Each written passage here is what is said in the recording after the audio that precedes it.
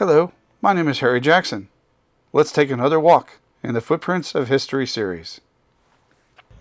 Today, let us look at one facet of James Jackson McAlester, better known as J McAlester.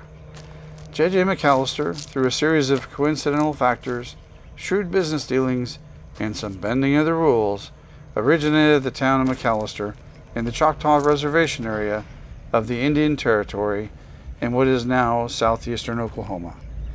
In short, J started a mercantile in the 1870s for his bosses at Biloxi in the Indian Territory, which was a crossing of the Old California Trail and the Old Texas Trail. Biloxi was later renamed McAlester by the Missouri, Kansas, and Texas Railroad, the MKT, when it arrived at the store.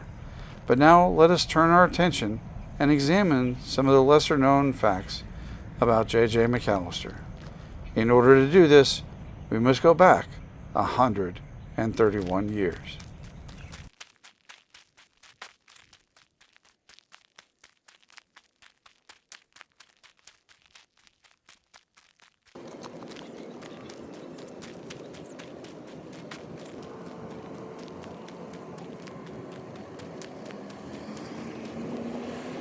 In March 1893, Grover Cleveland took office for his second term as the 24th President of the United States.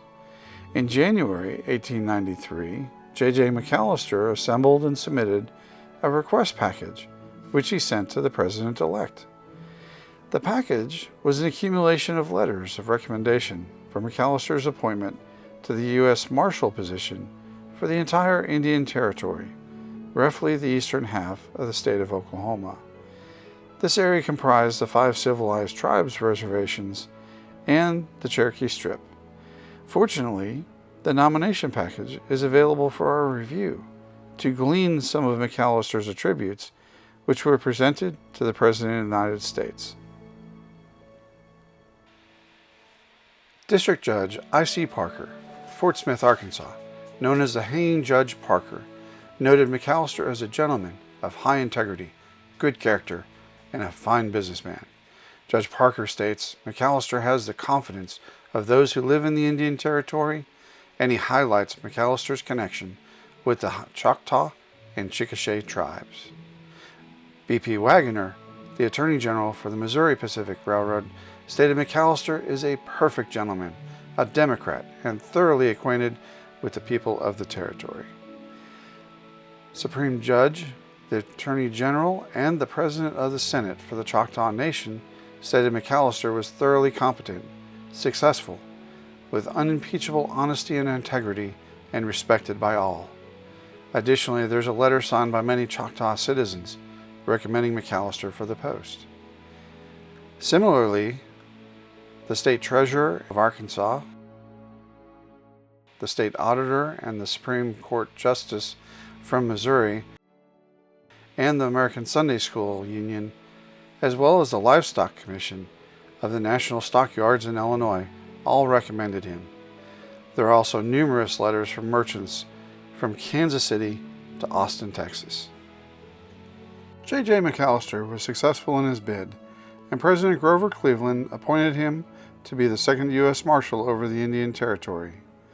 He was sworn in on April 6, 1893. McAlester served until April 18, 1897.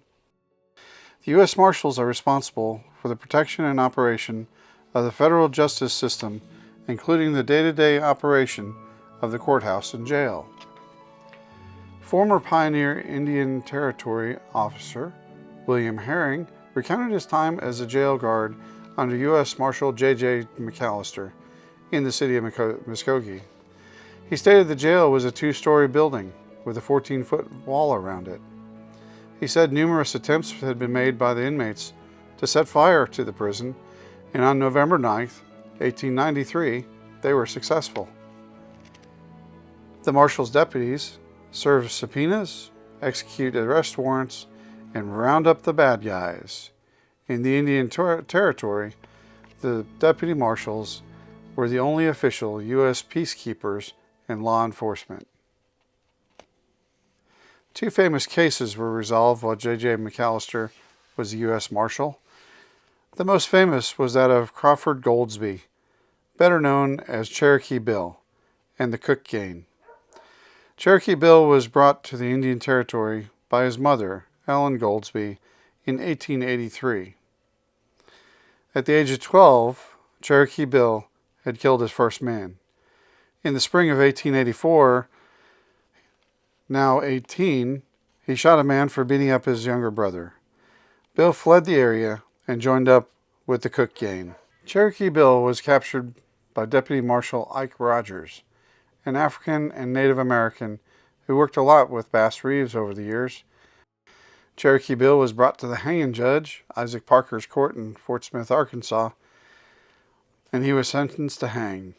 While waiting for an appeal, a pardon from the President Cleveland, Cherokee Bill was given a gun and attempted to escape. He shot his prison guard and his only chance for a pardon. On his execution day, he stated, "This is as good a day to die as any," and he was hanged in front of a crowd of over 2,000 spectators. The second famous case that J.J. McAllister's deputies hauled in was the Rufus Buck Gang. The gang's crime spree began on July 28, 1895, with the killing of U.S. Deputy Marshal John Garrett.